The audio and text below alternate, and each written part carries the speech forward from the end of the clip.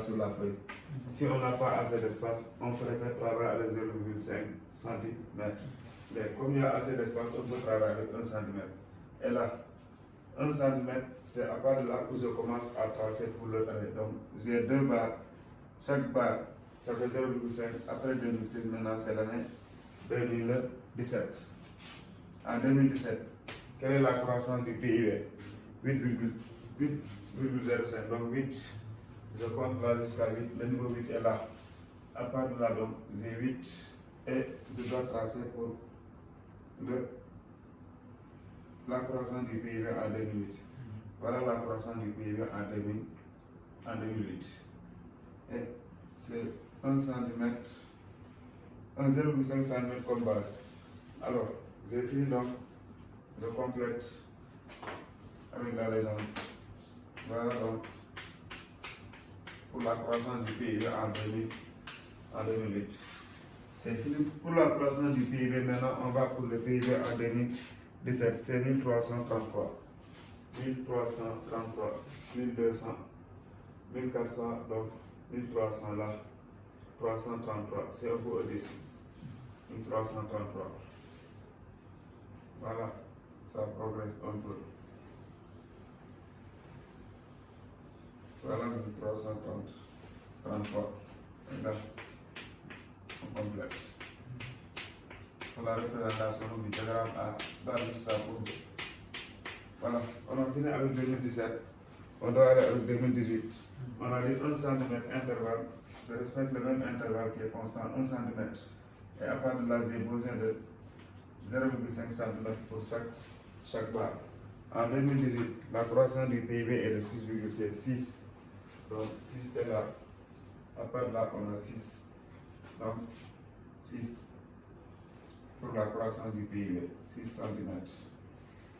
Donc la hauteur.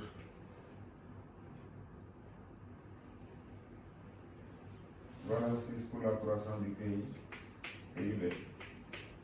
Et en 2018, donc, c'est toujours en 2018.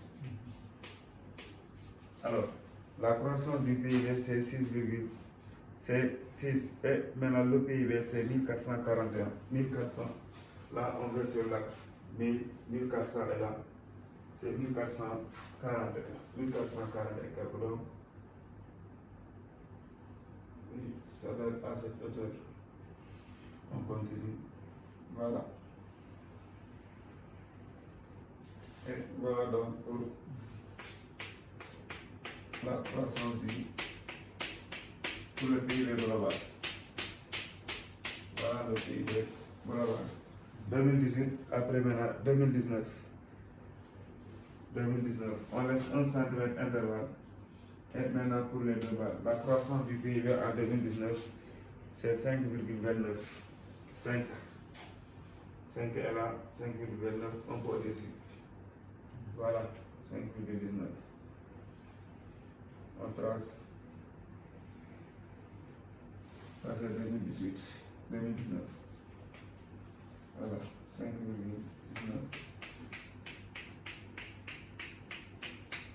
Maintenant pour son PIB, c'est 1430. Un peu en bas, 1430. 1430. Voilà. C'est parce qu'il n'y a pas de règle. On se contente de ça. Voilà. 1430.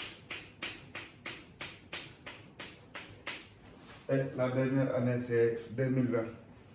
2020, donc 1 cm et on commence.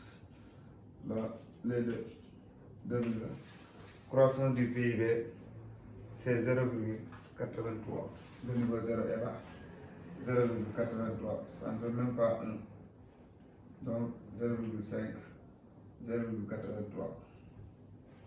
Voilà, ça ne fait pas 1. Voilà pour la croissance du PIB. 0,80. Et maintenant pour l'autre, c'est 1471. 1471.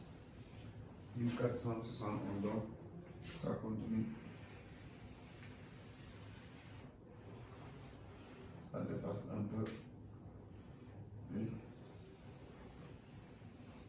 Voilà.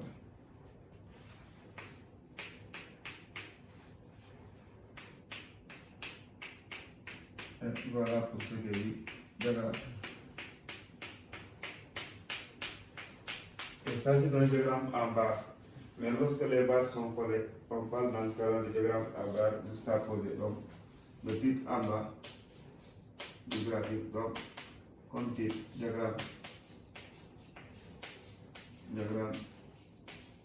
à barre à barre juxtaposé. C'est à barre juxtaposé. Diagramme à barre juxtaposé de l'évolution de la croissance du PIB et du PIB du Sénégal de 2016 à 2019. À barre juxtaposé de l'évolution de la croissance du PIB, de l'évolution de la croissance du PIB et du PIB du Sénégal,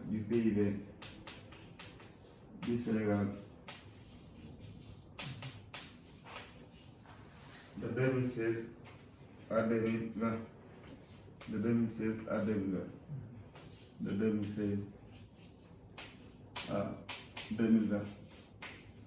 Voilà donc pour le titre.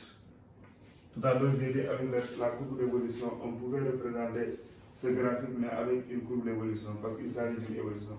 C'est que quand on dit un graphique pertinent, l'élève a le choix entre ce graphique et la courbe d'évolution, parce qu'il s'agit d'une évolution d'un phénomène dans le temps. Et dans ce cas, il sera obligé de faire deux courbes. Chaque courbe distinguée par une couleur et au niveau de la légende, il va préciser. Comme aussi un autre qui est plus à l'aise par rapport à diagramme à barre juxtaposée, il faut faire le diagramme à barre juxtaposée. C'est vrai que quand on dit un graphique pertinent, c'est pour ne pas canaliser l'élève. Il a le choix entre là, une courbe complexe ou bien à faire un diagramme à barre juxtaposée. Voilà le graphique, donc réaliser un diagramme à barre, mais on parle de diagramme à barre juxtaposée. On pouvait avoir deux phénomènes, 3, 4 barres juxtaposées, ainsi de suite. Donc là, ça permet de faire. Alors, tout à l'heure, on n'avait pas fait de légende.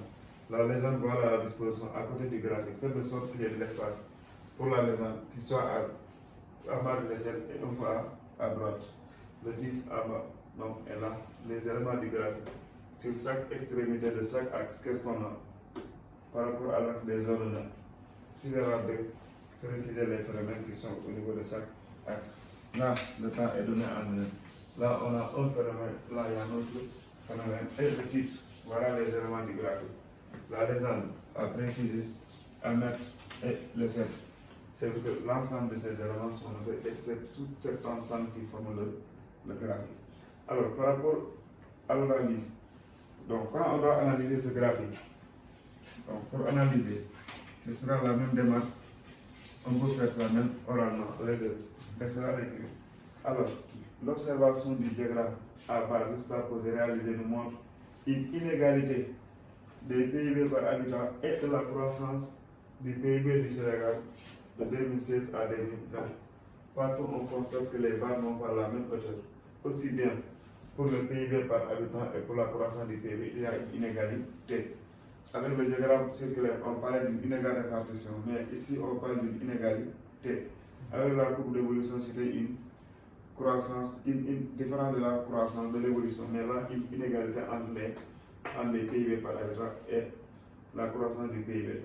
Qu'est-ce qu'on constate? Donc, partout il y a élevé, donc, en 2016 et 2028, est-ce que l'évolution économique, là, la barre est élevée, c'est que par rapport à l'autre est plus important. Là, c'est moins important, c'est plus important, ça diminue, ça diminue. Mais arrivé là, on constate que donc, ça est en chute encore. Oui, élevé, moins élevé, baisse, et ça a chuté lamentablement en 2020. Et la cause, c'est quoi?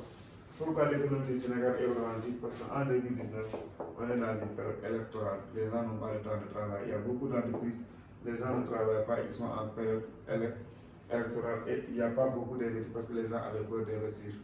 Les investisseurs ne viennent pas parce qu'il n'y a que le pays donc, est dans une situation politique qu'il faut basculer au chaos.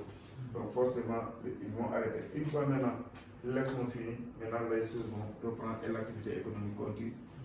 Soit les causes peuvent être politiques en temps de guerre, ça peut être en temps d'élection, ça peut être une épidémie. En 2019, la pandémie pour affecter. Parce qu'en 2019, on est dans une période où ça ralentit parce qu'il y a beaucoup d'entreprises qui ont fermé. Toujours vers la situation. Est-ce que la cause est économique? Est-ce que la cause est politique? Par exemple, par rapport à une élection. Est-ce que c'est naturel par rapport à une catastrophe naturelle? Inondation, par exemple. Est-ce que ça est dû à ainsi de suite des volcanismes ou des tremblements de terre? Tout ça, c'est des causes qui peuvent expliquer pourquoi il y a augmentation ou pourquoi il y a une baisse de l'activité économique. Voilà en gros, donc quand on fait un graphique pour les explications, est-ce que c'est des causes politiques? Est-ce que c'est des causes économiques? Est-ce que c'est des causes sociales ou est-ce que c'est des causes ainsi de suite? Voilà l'ensemble des qu'il faut essayer de voir ces éléments. Et une fois on les met maintenant, n'importe quel graphique maintenant, en rapport avec le pays, où se situe le pays? Est-ce que c'est un pays dans un pays développé, un pays sous-développé, dans quel continent et quelles sont les réalités de ce tel ou tel continent? Et essayer de voir l'actualité qui se passe par rapport à l'économie au niveau national, au niveau continental, mais aussi au niveau mondial. Donc toujours sur l'actualité. Voilà en gros pour ce qu'on peut résumer par rapport à ce graphique. Et maintenant les autres détails avec d'autres exercices, on verra maintenant le diagramme en tiroir, le diagramme en banderole, le diagramme circulaire, le diagramme le diagramme donc triangulaire. Voilà les trois autres diagrammes majeurs qu'on verra.